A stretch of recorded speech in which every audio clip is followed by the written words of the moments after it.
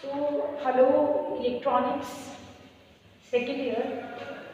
Last we have discussed about the which topic left in between.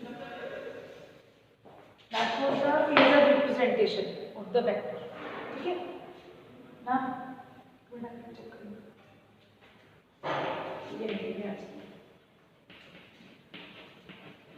हाँ जो भी पढ़े आराम से एकदम डिटेल क्लियर आता है। नीचे लिखो मतलब नीचे लिखो। नीचे लिख देना। यहाँ आ नहीं रहा है। यहाँ लिख देना, यहाँ लिख जाओ तो इस लाइन में अच्छे मम्मी दे देना।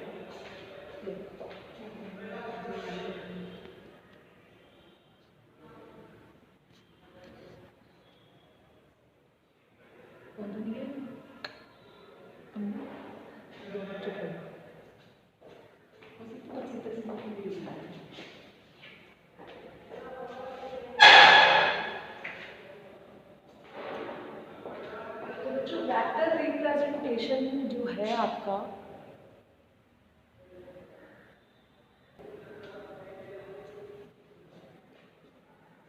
हाँ, तो बच्चों वेक्टर रिप्रेजेंटेशन में मैंने बताया था कि जैसे कोई भी ऑल्टरनेटर है तो हम ये चाहते हैं कि वो जो ऑल्टरनेटर है वो हमेशा आपकी ऑल्टरनेटिंग करंट और वोल्टेज को क्या करे, प्रोड्यूस करे। दैट मीन्स कि वो साइन वेव को प्रोड्यूस करे। ऑल्टरनेटर का मतलब यही हो जाएगा, ठीक है। तो फिर मैंने आपको एक दो इक्वेशंस बताई थी, दैट वाज जैसे ई से या बी से किसी से भी आप रिप्रेजेंट कर सकते हैं, that is E N sine omega T. और अगर यही बात मैं करूँ करंट भी, that is I N sine omega, right. अब इसमें अभी होता क्या है कि ये जो वैल्यू है, ये आपको बता दें, ये जो वैल्यू है ये क्या है, तात्क्षणिक मान, या मैं इंग्लिश में कहूँ तो इंस्टेंटेनियस, इंस्टेंटेनियस, ठीक है। इंस्टेंटेनियस वोल्टेज और इंस्टेंटेनियस करंट, ये आप इसको बोल सकते हैं तात्क्षणिक। तात्क्षणिक मतलब पर्टिकुलर टाइम से, ठीक है, पर्टिकुलर टाइम। उसके बाद इस ऑल्टरनेटिव क्वांटिटीज को हम साइन वेव के लिए, जैसे इससे हमारी ऑल्टरनेटिव क्वांटिटीज को साइन वेव से या इंस्टेंटेनियस वैल्यूज देने वाली समीकरण जो मैंने आपको बताई, इससे रिप्रेजेंट कर सकते हैं ऑल्टरनेटिव क्वांटिटीज को। और ये ऑल्टरनेटिव क्वांटिटीज से रिलेटेड जो क्वेश्चन को हमें इजीली हम क्या कर सकते हैं, क्वेश्चंस को सॉल्व कर सकते हैं। तो साइन फंक्शन मेथड की कंपैरेटिव अगर हम क्वांटिटीज को जोड़ना या घटाना चाहते हैं तो इससे हम डिजायर्ड वैल्यूज को इजीली क्या कर सकते हैं, अचीव कर सकते हैं, ठीक है। रियलिटी में तो जो आपकी ये वेक्टर क्वांटिटीज होती हैं ये एक शॉर्ट हैंड है, ठीक है, जिससे आपकी ऑल्टरनेटिंग वोल्टेजेस और करंट को हम क्या कर सकते हैं, रिप्रेजेंट कर सकते हैं। इससे आपकी ऑल्टरनेटिंग करंट के जो क्या कहते हैं कॉम्प्लेक्स क्वेश्चंस हैं वो आपके क्या हो सकते हैं, इजीली सॉल्व हो सकते हैं। मतलब अगर आपके सिंपल क्वेश्चंस हैं तो वो तो आप सिंपली अलजेब्रिक मेथड से आप सॉल्व कर दोगे। लेकिन अगर आप कहो कि आपके कॉम्प्लेक्स क्वेश्चंस हैं, जैसे मैं भी आपको आर, एल और सी के बारे में बताऊंगी, तो उस केस में आपका क्या होगा, वहाँ पे आपको ये इंस्टेंटेनियस वैल्यूज को यूज करके इंस्टेंटेनियस इक्वेशंस को, तात्क्षणिक समीकरणों को यूज करके आप इजीली अपने कॉम्प्लेक्स क्वेश्चंस को क्या कर सकते हैं, सॉल्व कर सकते हैं, ठीक है। अब जैसे आपका एक क्वेश्चन है ये, सॉरी इसको हम आगे देख रहे हैं। तो जैसे मैं अगर आपको ये बताऊं इसके अंदर,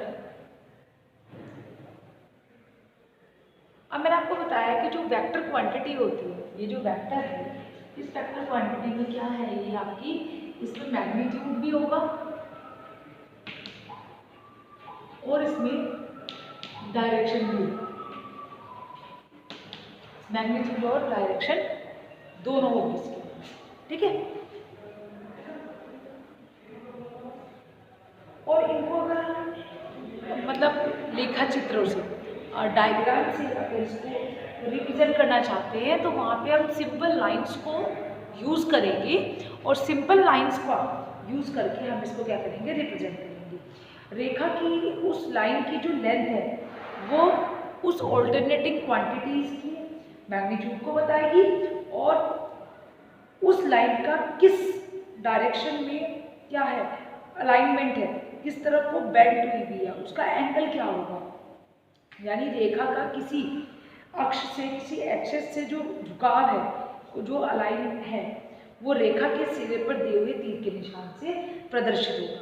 मतलब अगर आपको देखना है कि एक लाइन किधर मुड़ रही है, क्योंकि मैं आपको ये बता दूँ कि हमें जो भी ये phasor vector representation with the help of the phasor diagram, तो फेजर के लिए हम जो ये फेजर को बेसिकली ग्राफिक चित्र या लेखा चित्र बोलते हैं, ठीक है, लेखा चित्र बोलते हैं, ठीक है। अब इस लेखा चित्र को हम बेसिकली क्या बताते हैं, इसमें आपको पता है ये लेखा चित्र हम किसके लिए यूज कर रहे हैं, वेक्टर्स के लिए। जो हम वेक्टर्स के लिए यूज कर रहे हैं, मतलब वेक्टर में क्या होता है, आपका मैग्नीट्यूड और आपका डायरेक्शन। तो हम इसको लेखा चित्र से, फेजर से कैसे बताएंगे, तो इसको बताने के लिए हम एक सीधी लाइन लेंगे। जो सीधी लाइन की जो लेंथ है, सीधी लाइन की, किसी रेखा की या लाइन की जो लेंथ है वो तो क्या बताएगी, मैग्नीट्यूड बताएगी। और जो एरो है, उस लेंथ का जो एरो है, that would give the information you about the direction.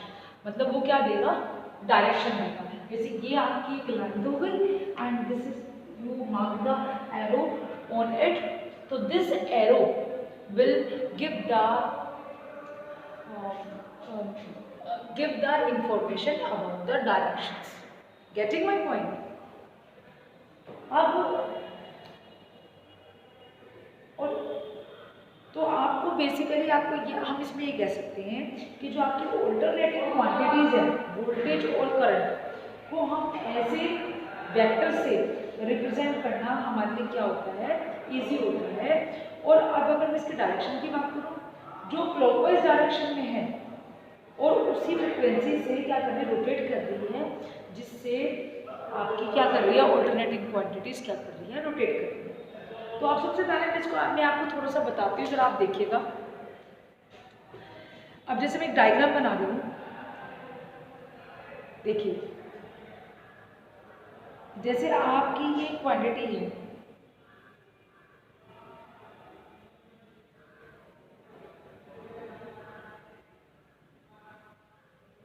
जैसे मैं आपसे ये कहूँ कि जैसे मैंने आपको ये एक सर्किल दी,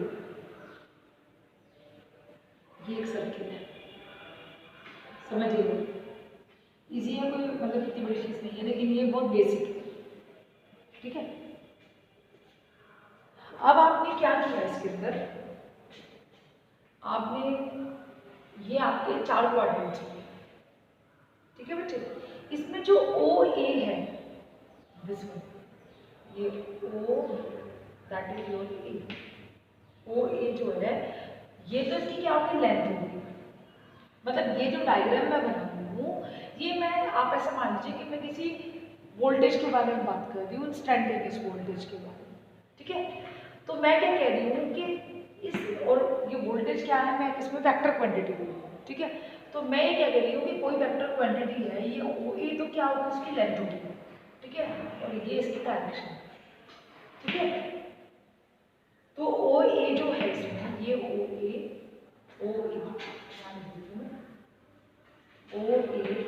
क्या है, vector quantity, vector quantity, vector quantity है जो क्या कर रही है, आपकी ऑल्टरनेटिंग वोल्टेज की मैक्सिमम वैल्यू को क्या कर रही है, रिप्रेजेंट कर रही है। मतलब ओ ए जो है वो आपकी वेक्टर क्वांटिटी है जो क्या कर रही है, आपकी एसी वोल्टेज को, ऑल्टरनेटिंग वोल्टेज को यानी प्रत्यावर्ती वोल्टेज को क्या कर रही है, व्यक्त कर रही है, रिप्रेजेंट कर रही है, ठीक है। अब जैसे मैंने बताया था कि कितना झुकाव होगा, किस तरफ होगा, तो जैसे आपने ये बिल्कुल एक बेसिक मान लिया, ये बिल्कुल 0 पे है। अब ये ओ ए जो है पहले ये यहाँ होगा, ठीक है, और ये यहाँ से होता हुआ इधर ऊपर ऊपर ऊपर ऊपर इस तरह से घूमता हुआ एंटी क्लॉकवाइज डायरेक्शन में क्या कर रहा है, मूव कर रहा है। आप ऐसे भी ले सकते हो उसको, ठीक है। तो मैंने क्या किया कि पहले आपका ये यहाँ था, ओ ए पहले आपका आपने मान लिया यहाँ था, फिर ये इधर गया, फिर ये इधर गया, तो मैं किसी पर्टिकुलर टाइम पे कह दी ओ ए, और उसकी मैक्सिमम वैल्यू कहाँ होगी, यहाँ, फिर ओ ए आपका यहाँ। तो यानी आपकी जो वोल्टेज है वो यहाँ से होते हुए फिर यहाँ से फिर यहाँ, ठीक है। ये आपका ओ ए जो आपकी एक वेक्टर क्वांटिटी है जो मैंने लिखी है, जो किसको रिप्रेजेंट करती है, ऑल्टरनेटिंग वोल्टेज को, वो एंटी क्लॉकवाइज डायरेक्शन मूव कर रही है, मतलब इसका एक्स एक्सिस से, that is X axis and that is Y axis, X axis Y axis, ठीक है। तो एक्स एक्सिस से इस वेक्टर का जो क्या है, झुकाव है, ठीक है, वो क्या हो जाएगा, that is your theta, theta. और इस थीटा को मैं रिप्रेजेंट कर सकती हूँ, theta is equal to omega T, ठीक है।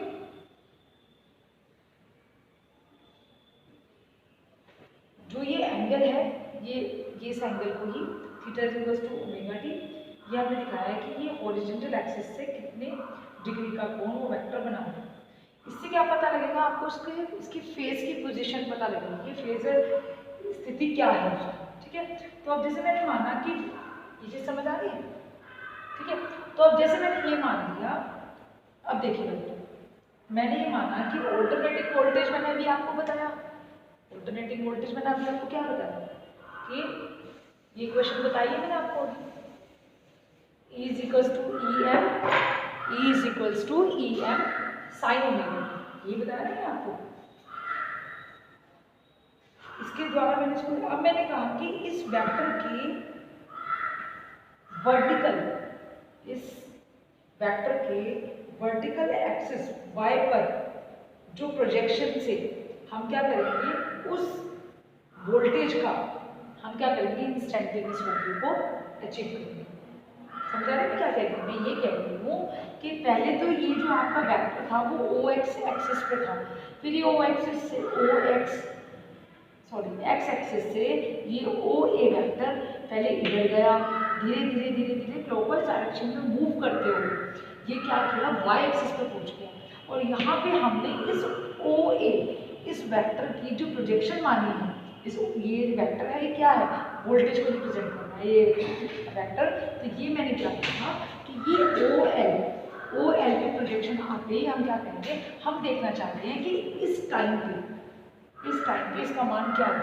तो जब हम टोटल में से किसी एक पर्टिकुलर टाइम पे किसी वोल्टेज के करंट की वैल्यू या पावर की वैल्यू निकालना चाहते हैं, तो हम उसको क्या बोलते हैं, इंस्टेंटेनियस वैल्यू। अब ये कौन सी वैल्यू है, वोल्टेज है, ठीक है, वैल्यू या क्वांटिटी आप कुछ भी कह सकते हैं। तो ये क्वांटिटी जो है वो वोल्टेज क्वांटिटी है, और आप किसी पर्टिकुलर टाइम पर, किसी केवल एक स्पेसिफिक टाइम पर, किसी विशेष समय पर उसकी वैल्यू देखिए वोल्टेज की, तो इसको हम बोलेंगे इंस्टेंटेनियस या तात्क्षणिक, ठीक है।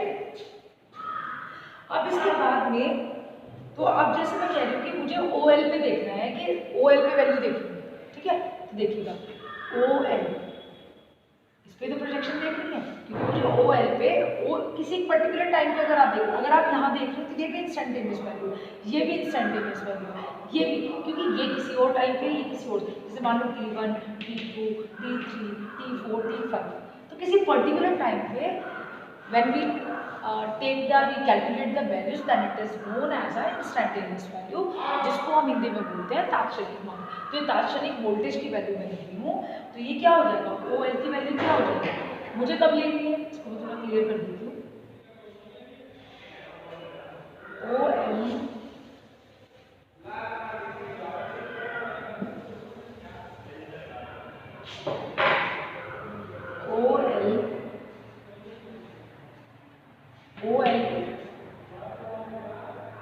ओमेगा टी है, तो मुझे ओ एल पे देखनी है, तो ओ एल पे वैल्यू क्या आ जाएगी, ओ ए साइन ओमेगा टी, यही आपको ये एंगल है ना, ठीक है।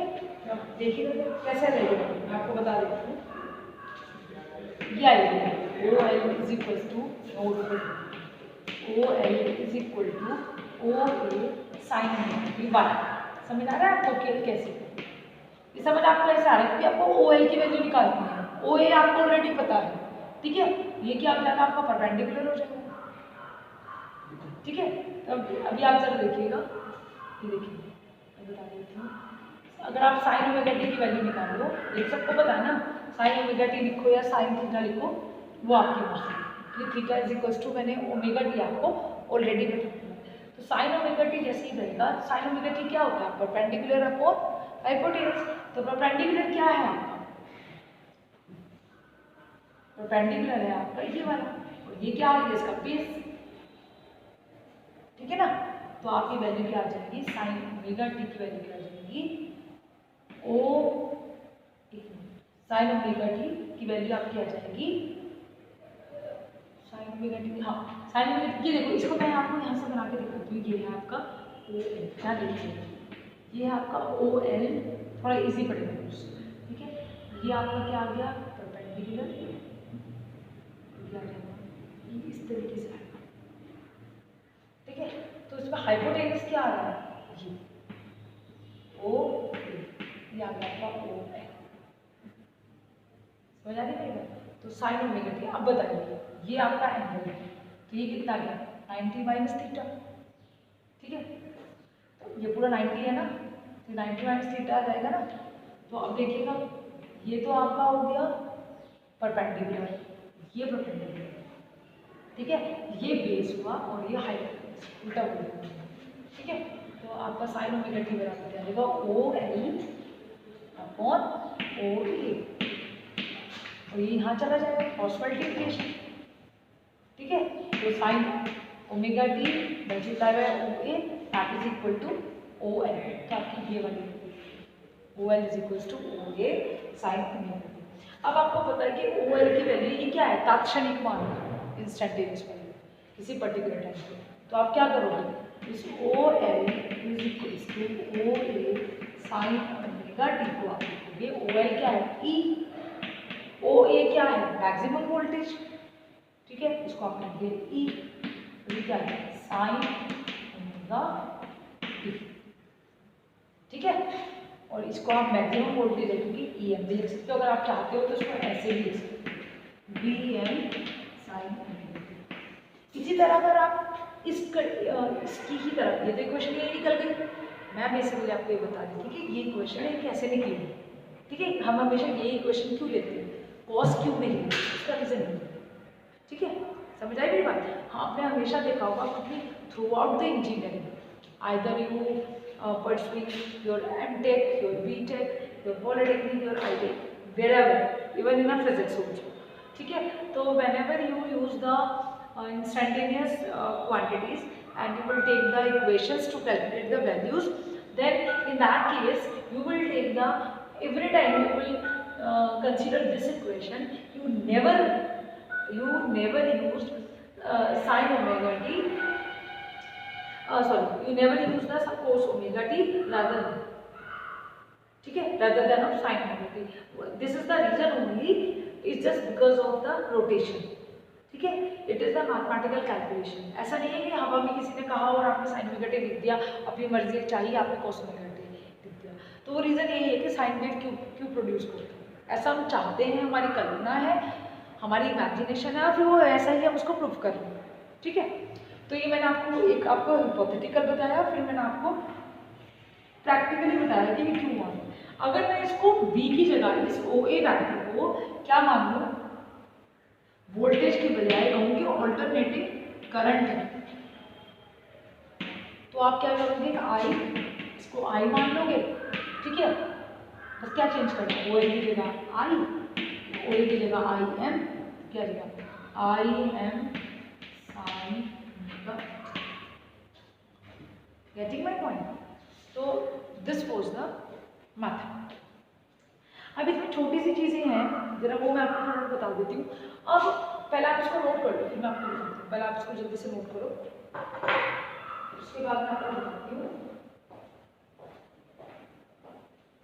आप इसको एक बार नोट कर लीजिए तो it would be comfortable for you, क्योंकि मैं इसमें चाह रही हूँ, मैं इसके बाद में मैं आपको ये बताऊँगी कि ये हमेशा इससे, ये जो मैंने आपको ये सर्किल करके बताया है कि ऑल्टरनेटिंग क्वांटिटीज़ का, अब ये साइन वेव की फॉर्म कैसे लेगा, ठीक है।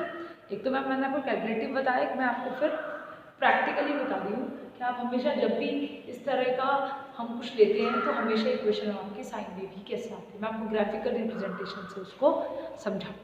आप जरा 2 मिनट इसको नोट कर लीजिए, फिर मैं आपको बता दूँ।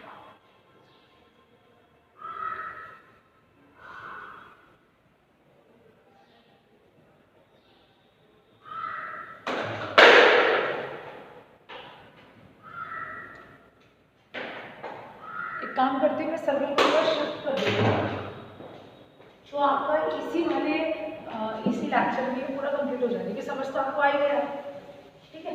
मैं यही कंप्लीट करती हूँ उसको, आप जल्दी देखिए। ये देखिए, you have drawn the circle like this, what you have draw ideal है। आपको पता है अपनी ड्राइंग बहुत खराब है, second year already finish. Look at this.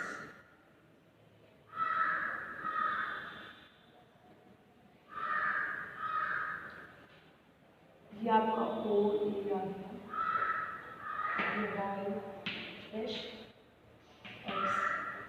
X dash O A theta equal to omega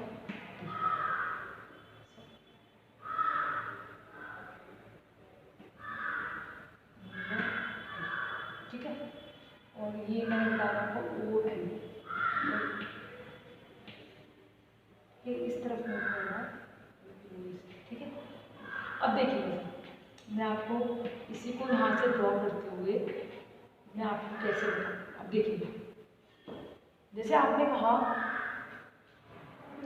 यहाँ से चलो 0 से π/2, फिर पाई 3π/2, फिर 2π, यानी ये वाली ये आपका वेक्टर है, ये जो वेक्टर है। अब मैं आपको फेजर रिप्रेजेंटेशन समझा रही हूँ। तो ये जो वेक्टर है ये पूरा क्या करेगा, 2π का क्या करेगा, 2π का एक रोटेशन है, ठीक है। तो ये वाली जो लाइन है, ये जो एक्सिस हो गई आपकी, इसको मैंने नाम दिया 2π, ठीक है। उसके बाद में अब देखिए, ये आपकी मैक्सिमम EMF ही बोलते हैं, इलेक्ट्रोमोटिव फोर्स, ठीक है। अब देखिए, यहाँ से चले, फिर आपने क्या किया, आप OA यहाँ पे इस पॉइंट को आपने यहाँ पे प्रोजेक्ट करना, ठीक है। पहले 0 पे करो, फिर ये मान लो आपको 45 पे हो गए, सॉरी ये 45 पे होगा, then it would be on the 90 degree. तो इस वाले पॉइंट से जब आप इस पे प्रोजेक्शन डालोगे तो ये वाली वैल्यू क्या जाएगी आपकी यहाँ पे 45 पे, it would be the maximum voltage, ठीक है। फिर अगेन आप इस वाले पे चले, ठीक है। अब इस मैक्सिमम वैल्यू से ज़्यादा तो वैल्यू हो नहीं सकती है, ये देखिए आप एक मिनट रुकिएगा बच्चे, ये तो अगर आपकी मैक्सिमम, यहाँ पे मैक्सिमम यहाँ पे इस 90 से ये, अब इसको पॉइंट सामने शुरू कीजिए, ये देखिए। चलिए मैं आपको एक सेकंड देखिए, मैं आपको और थोड़ा क्लियर तरीके से बता रही हूँ। आपने इसको डाला, फिर ए वाला पॉइंट, आपने ए वाले पॉइंट को यहाँ डाला, ये 0 हो गया, 45, फिर आपका 90, ठीक है। फिर आप चल जाइए 90 में आप 45 और ऐड कर दीजिए, कितना आ जाएगा 9 और 4 कितना हो गया आपका 125, 130, इस तरह से पहले आप डालते चले जाएंगे, ठीक है। तो मैं इसको ऐसे कर देती हूँ π/4, ठीक है, π/2, ठीक है। इस तरह से आप इसको डालते चले। तो वो ए को जब आप प्रोजेक्शन डालेंगे यहाँ की इस पे, आप यहाँ से समझिएगा, पहले आपने 0 पे डाली, फिर आपने आपको इसी वाले सर्कल के सर्कमफ्रेंस में देखना है, सर यहाँ से भी देखना, पहला पॉइंट डाला यहाँ, फिर दूसरा पॉइंट डाला जहाँ तक भी जाना, फिर ये वाला पॉइंट डाला, ठीक है। फिर ये वेक्टर आपको घूम के यहाँ पे आ गया, आपने यहाँ पॉइंट डाला, फिर ये वेक्टर आपको घूम के यहाँ से यहाँ आ जाएगा। फिर आप क्या करोगे, एक पॉइंट आप आगे की तरफ जाएगा, फिर आपका ये वाला पॉइंट, फिर नेक्स्ट ये यहाँ पहुँच जाएगा, ठीक है। तो कितने पॉइंट्स मिले, 1 2 3 4 and 5। Then you will connected this one like this, ठीक है। तो आप देखिएगा कि 90 पे यानी π/2 पे ये वैल्यू मैक्सिमम आ रही है। पहले 0 से इंक्रीज हुई, अगेन मैक्सिमम से फिर will goes on the minimum, ठीक है, स्टार्ट टू बी डिक्रीज, ठीक है। अब आप फिर वापस चले, अब ये वेक्टर यहाँ आ गया, फिर ये वेक्टर इधर पहुँच गया, ऐसा ये वेक्टर इधर पहुँच गया, आप फिर खींचे यहाँ पहुँच जाएगा, फिर नेगेटिव में मैक्सिमम हो जाएगा, फिर ये इधर पहुँच जाएगा, ठीक है। तो फिर क्या होगा, ऐसे फिर ये वेक्टर यहाँ से इस तरफ जंप कर जाएगा, फिर आप नेक्स्ट चले इस तरफ, ये देखिए, और फिर ये लास्ट में आके यहाँ पे कुछ इस तरीके से, ठीक है। तो आपको कितने पॉइंट्स मिलेंगे, आप कह दीजिए पहले पॉइंट को 1 2 3 4 5 6 7 8 एंड अगेन ऑन 0, तो 0 1 2 3 4 5 6 7 8, ठीक है। तो आपके पूरा आप देखिएगा जैसे वो रोटेशन आपकी किस में करता है, 0 से 2 पाई का will take the one rotation, then it will be if you will take the phasor representation, then it will gives you the sign. Getting my point? So this is the phasor representation, ठीक है। अब आपको पता लग गया होगा कि हम ऐसा क्यों, यानी π/2 इससे ज़्यादा तो मैक्सिमम वैल्यू नहीं है, यानी π/2 आपकी मैक्सिमम वैल्यू है। और फिर आपकी दो बार आपकी 2 पाई के रोटेशन में आपकी 2 बार मैक्सिमम वैल्यू है, एक बार पॉजिटिव आएगी और एक बार आपकी नेगेटिव, दिस वन। तो आपका ये क्या है, आपका एक फेजर रिप्रेजेंटेशन, ठीक है। Hopefully you will get it, this session will B helpful for every one of you, so that you can understand and why we are taking every time when we are using the instantaneous equations, then why we are considering the sine function over here with the maximum value just to find out the instantaneous value। यानी दार्शनिक मानों को निकालने के लिए क्यों हम हमेशा साइन फंक्शन को कंसीडर करते हैं, किसके साथ, मैक्सिमम अधिकतम वोल्टेज या करंट के साथ, ठीक है। अब इसमें 2-3 चीज़ें ध्यान रखने वाली जो है वो ये है कि जब आपका एंटी क्लॉकवाइज डायरेक्शन में अगर आप इधर पॉजिटिव मान रहे हो तो क्लॉकवाइज डायरेक्शन में ऑटोमेटिकली क्या आ जाएगा, नेगेटिव आ जाएगा, और अगर आप इधर नेगेटिव मान रहे हो तो क्लॉकवाइज में ऑटोमेटिकली पॉजिटिव आ जाएगा। तो इसके थोड़े से रूल्स हैं, वो आप देख लीजिए।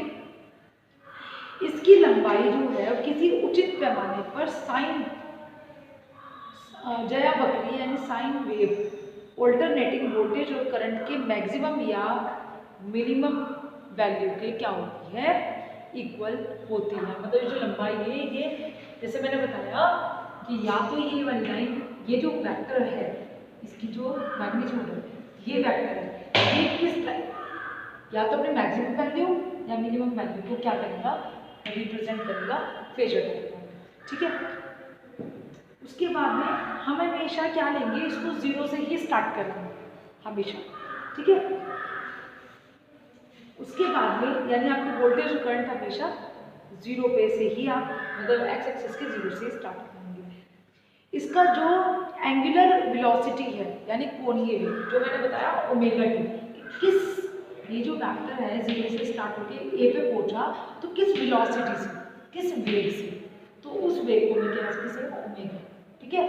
तो इस एंगुलर वेलोसिटी, इसका जो कोणीय वेग है, इसका कोणीय वेग एंगुलर वेलोसिटी इतना हो कि यह उतने ही समय में एक चक्कर पूरा करे जितने समय में आपकी ऑल्टरनेटिंग वोल्टेज या करंट क्या करे, एक चक्कर को पूरा करे। मतलब जब आप इसको रिप्रेजेंट करा रहे हो तो ये जो वेक्टर है ये उतने ही टाइम में क्या जाए, क्या जाए, उतनी टाइम में वापस आ जाए जिस टाइम में आपका वोल्टेज जो है, वोल्टेज या करंट एक चक्कर को लेके यहाँ पर वापस आता है, उतनी देर में ये भी यहाँ पर वापस आ जाना चाहिए। समझ आए मेरी बात? प्रैक्टिकली बता रहे हैं, बाकी तो हम अभी तो हम थ्योरेटिकल बता रहे हैं। तो थ्योरेटिकल में तो हम सब जानेंगे, हम अपने हिसाब से मूव कर रहे हैं। वो कह रहा है अगर हम प्रैक्टिकल करने लगते हैं कभी, तो उस प्रैक्टिकल में जितनी देर में एक चक्कर की वोल्टेज वैल्यू एक चक्कर में पूरी होकर यहाँ आ जाती है, उतनी देर में ये ओ जिस फैक्टर को आप दिखा रहे हो वो वेक्टर ऐसे नहीं कि यहीं पे रुका है, वो भी उतनी देर में यहाँ पे आ जाना चाहिए। मतलब वेलोसिटी वेग उतना ही होना चाहिए जितना आपकी वोल्टेज या करंट का एक चक्कर को, एक साइकिल को पूरा करने के लिए विल टेक द टाइम। ठीक है बच्चे? तो ये आपका क्या है, ग्राफिकल रिप्रेजेंटेशन आपका पूरा हो गया है। कल मैं आपको बताऊंगी कि physical explanation of phase relationship between voltage and current when sinusoidal alternating voltage is applied across the resistor, inductor और कैपेसिटर। यानी हम वोल्टेज और करंट के बीच में फेज रिलेशनशिप देखेंगे, जिसमें हम क्या करेंगे कि जब हम साइनसॉइडल वोल्टेज को क्या करेंगे, इनपुट पे अप्लाई करेंगे। ठीक है? तो इसकी बात हम कल ही करेंगे, आप इसको थोड़ा सा नोट कर लीजिए। ठीक है? तो I think this session will be helpful for you. I hope I just give my best. तो if you are facing somewhere problem, you can leave the comment or you can contact me by the WhatsApp also, by leave the message on my number, or everyone have my personal number also, but don't talk the rubbish। ठीक है? कि आप फालतू का हाय हमें लिख के भेजें, दैट इज लुक रॉन्ग। ठीक है? क्योंकि आपका मेरा रिलेशनशिप इतना ही है कि टीचर और स्टूडेंट्स वाला। अब during the lockdown you are not seriously taking your studies, ठीक है, तो it would not be repeated again, क्योंकि last time the exams was not taken place, लेकिन this time this will not be repeated. और in fact मुझे तो ये भी लगता है कि आप जो नेक्स्ट सेमेस्टर में आएंगे, हो सकता है उसमें और कुछ क्राइटेरिया बढ़ा दिया जाए, जैसे आपको पीछे प्रमोट करके भेजा गया है, तो कुछ ना कुछ चीज़ें रहेंगी। तो ऐसा ना हो कि अगर ये सेमेस्टर अगर आपका 1-1.5 महीना या जितना भी दिन, 10 दिन, 15 दिन, कितने भी दिन अगर आपकी ऑनलाइन क्लासेस चल रही हैं, तो you would have to taken all this classes seriously, not only me, only for my subject, it is for every subject. ठीक है? Because every course subject is in your second year, तो आपकी studies would not be suffer. ठीक है? तो आप इसको note कर लीजिए, and next topic we will go forward tomorrow itself, not today. ठीक है? तो for today it is more than enough.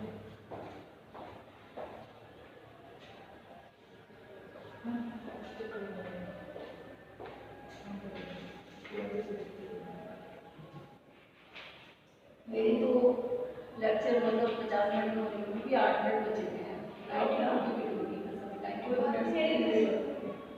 अपने का क्या करूँगी,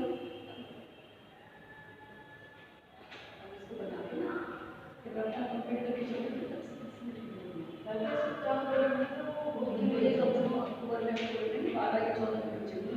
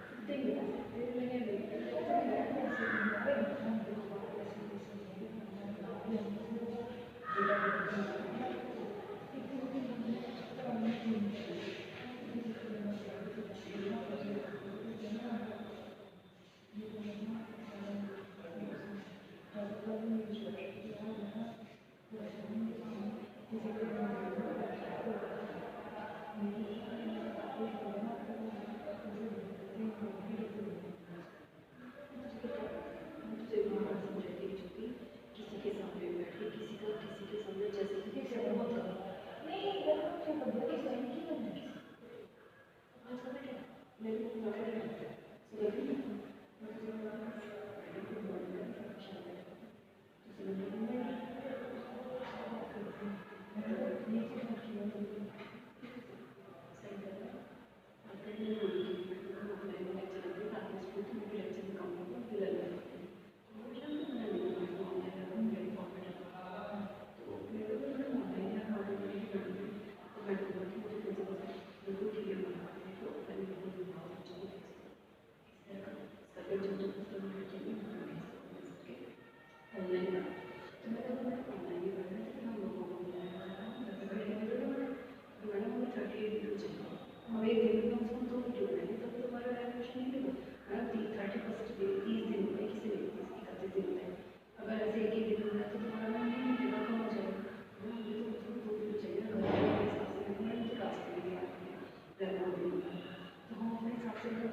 जैसे भी मैंने 2 या 3 दिन बनाए, फिर अपने